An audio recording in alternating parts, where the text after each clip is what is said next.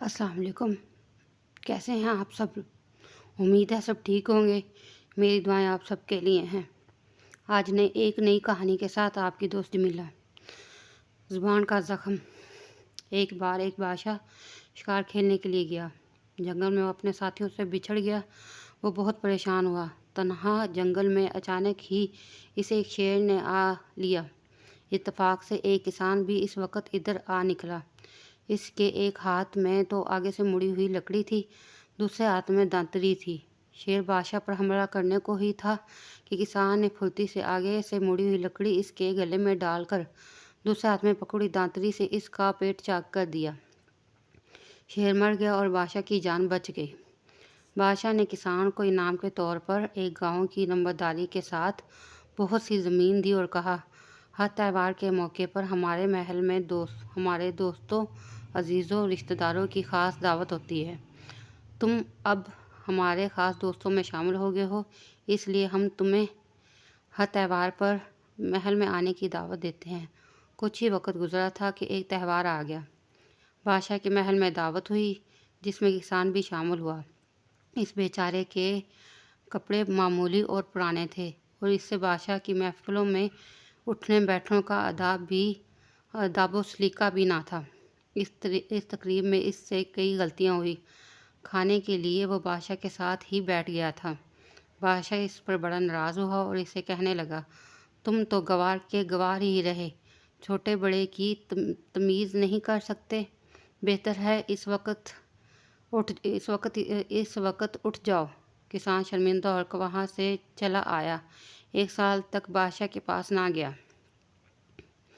एक दिन बादशाह सैर को निकला। वो शानदार गाड़ी में सवार था, जिसे घोड़े खींच रहे थे। इसकी गाड़ी एक तंग पुल पर से गुजरने लगी तो अचानक ही एक तरफ से गाड़ी का पहिया निकल गया।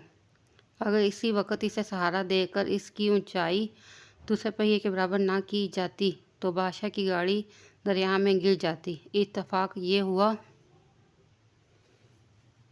कि वो किसान भी इसी वक्त वहाँ मौजूद था। इसने पहिया निकलते ही गाड़ी को अपने बाजुओं पर संभाल कर गिरने से बचा लिया। इस मरतबा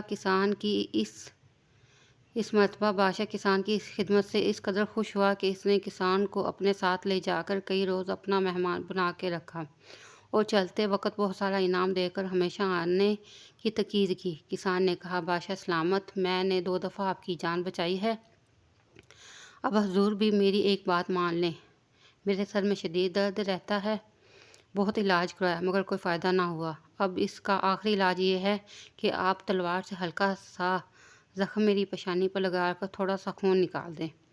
बादशाह पहले तो हरगिज़ ना माना था, मगर किसान के बहुत इसरार करने पर इसने तलवार से किसान की पेशानी पर हल्का सा ज़ख्म लगा दिया। किसान ज़ख्म खाकर अपने घर वापस आ गया।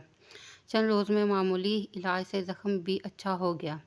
कुछ दिनों के बाद बादशाह ने इसे अपने पास बुलाकर हाल पूछा तो किसान ने कहा, बादशाह सलामत, मुलाजा फरमाएं कि अल्लाह के फजल से तलवार के ज़ख्म का अब निशान तक नहीं रहा, मगर पहली दावत में हजूर के बदतमीज़ गवार कहने और महल से खड़े खड़े निकाल देने का ज़ख्म अभी तक मेरे दिल पर ताज़ा है। ये सुनकर बादशाह शर्मिंदगी से अपनी गर्दन झुका ली और कहा, बेशक तुम सच्चे हो। मैं ही गलती से दानों के इस कौल को भूल गया था कि तलवार का ज़ख्म भर जाता है मगर ज़ुबान का ज़ख्म कभी नहीं भरता। मैं तुम्हें नरमी से अदब व अदाब से समझा सकता था, मगर गुस्से ने मेरे दिमाग और ज़ुबान को ख़राब कर दिया। मैं शर्मिंदा हूँ। तो देखा दोस्तों आपने, किसान ने बादशाह को उसकी गलती का एहसास कैसे दिलाया।